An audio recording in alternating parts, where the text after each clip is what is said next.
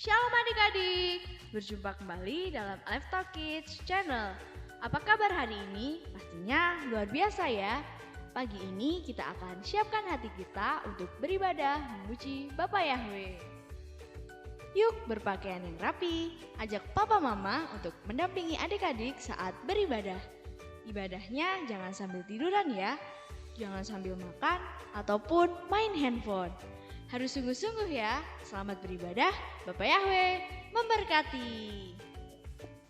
Shalom adik-adik, dimanapun adik-adik berada, kiranya adik-adik selalu dalam lindungan Bapak Yahweh. Nah, hari ini kita mau belajar tentang firman Tuhan, tapi sebelumnya kita mau berdoa terlebih dahulu ya.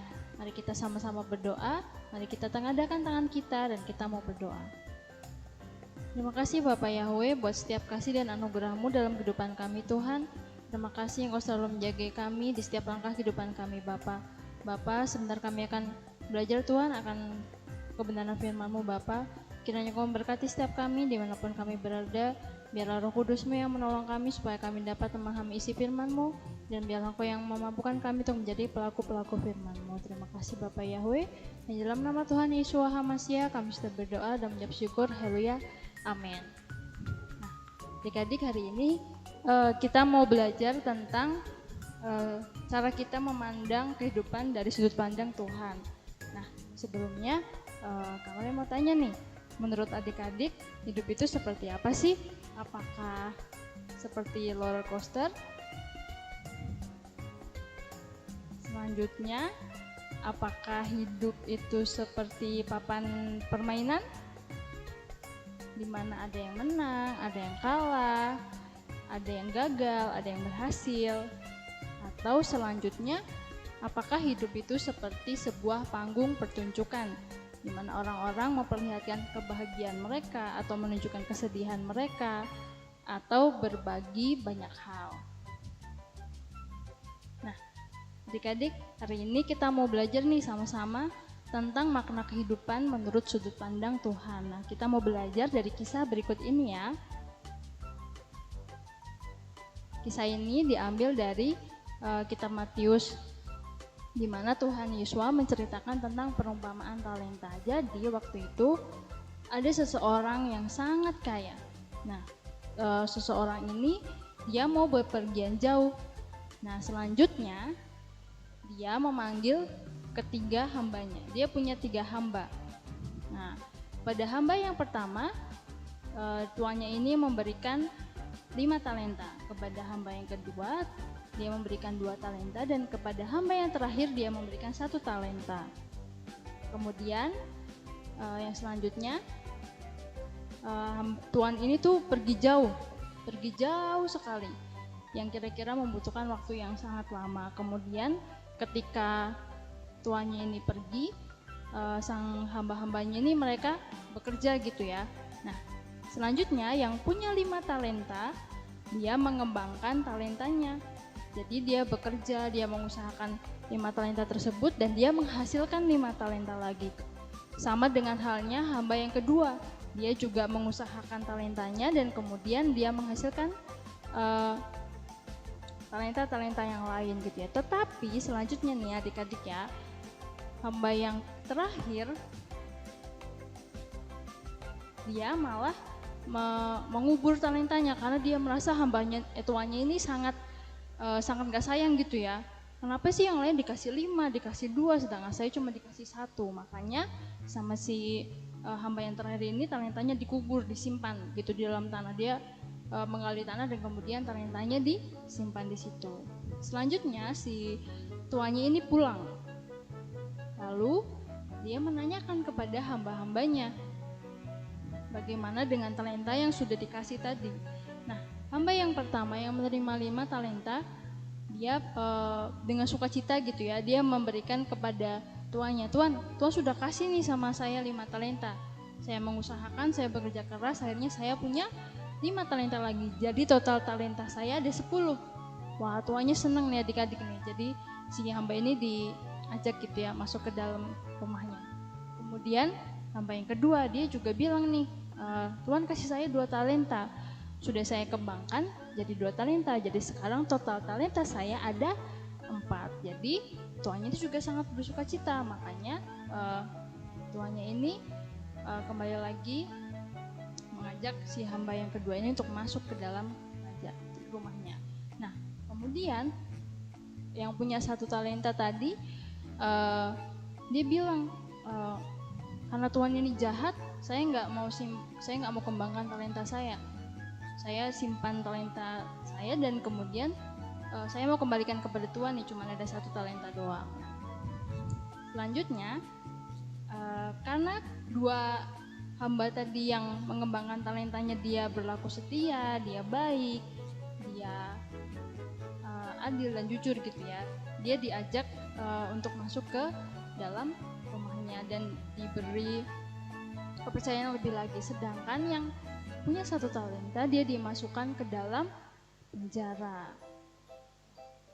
yang gelap, dalam penjara yang kotor, yang ada hanyalah tangis dan kata gigi saja. Nah, dari kisah ini adik-adik kita mau sama-sama belajar bahwa kita bisa memandang kehidupan ini dari 2 hal. Yang pertama adalah hidup adalah sebuah kepercayaan, yang kedua hidup adalah sebuah ujian. Maksudnya kepercayaan apa? Kita hidup di dunia ini semuanya adalah milik Bapa Yahweh. Apa yang ada dalam dunia ini semuanya milik Bapa Yahweh, termasuk diri kita itu punya Bapa Yahweh. Jadi apapun itu adalah sebuah kepercayaan yang Tuhan berikan kepada kita. Nah, selanjutnya nggak sampai di situ aja. Bapa Yahweh nggak cuma ngasih aja, tapi Bapa Yahweh juga mau menguji kita. Bagaimana kita bisa mengembangkan apa yang sudah Tuhan kasih dalam hidup kita, bagaimana kita memperlakukan apa yang sudah Tuhan kasih, apa yang sudah Tuhan percayakan dalam hidup kita gitu ya. Nah, dari banyak tokoh-tokoh di Alkitab gitu ya, adik-adik banyak yang mengalami ujian. Sebenarnya ujian ini buat apa sih gitu ya? Ujian ini adalah cara Bapa Yahweh untuk melihat hidup kita. Apakah kita tetap setia, apakah kita tetap berlaku benar, apakah kita tetap berlaku sesuai firman-Nya atau tidak. Banyak tokoh-tokoh di Alkitab yang diuji sama Bapa Yahweh gitu ya. Ada Abraham yang diuji kesetiaannya, apakah dia lebih memilih anaknya atau memilih melakukan perintah Bapa Yahweh. Kemudian ada Ayub yang diuji juga sama Bapa Yahweh dengan berbagai masalah gitu ya, anaknya meninggal, dia punya penyakit, semua hartanya habis gitu ya. Nah, orang-orang ini mereka tetap setia loh adik-adik, mereka tetap berpegang teguh pada perintah Yahweh dan akhirnya mereka bisa lulus ujian. Nah, jadi kalau kita pengen hidup bijaksana, kita harus memandang hidup itu menjadi 2 hal. Yang pertama, hidup adalah kepercayaan dan hidup adalah sebuah ujian. Kalau kita tahu hidup adalah sebuah kepercayaan, kita akan menjaga dengan baik apa yang Tuhan percayakan dalam hidup kita, baik itu talenta kita akan mengembangkan talenta kita dan kita akan melayani Tuhan melalui talenta kita. Misalnya adik-adik ada yang pinter nyanyi atau pinter main musik atau yang pinter dance gitu ya. Nah, itu bisa digunakan untuk melayani Bapa Yahweh.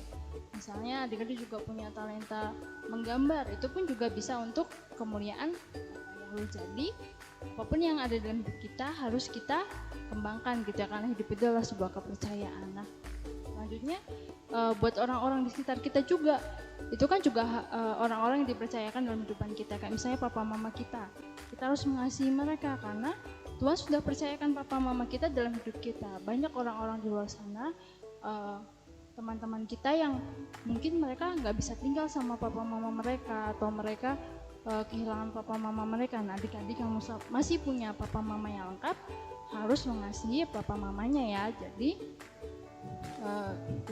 Tuhan akan senang gitu ya, karena Tuhan sudah kasih kita orang tua yang lengkap dan kita mengasihi mereka, menaati mereka gitu. Nah, sama juga dengan teman-teman kita, Tuhan udah kasih nih dikasih kepercayaan, dikasih teman-teman yang baik. Nah, kita juga harus memperlakukan teman-teman kita dengan baik juga. Supaya apa? Supaya Bapak Yahweh juga senang gitu ya.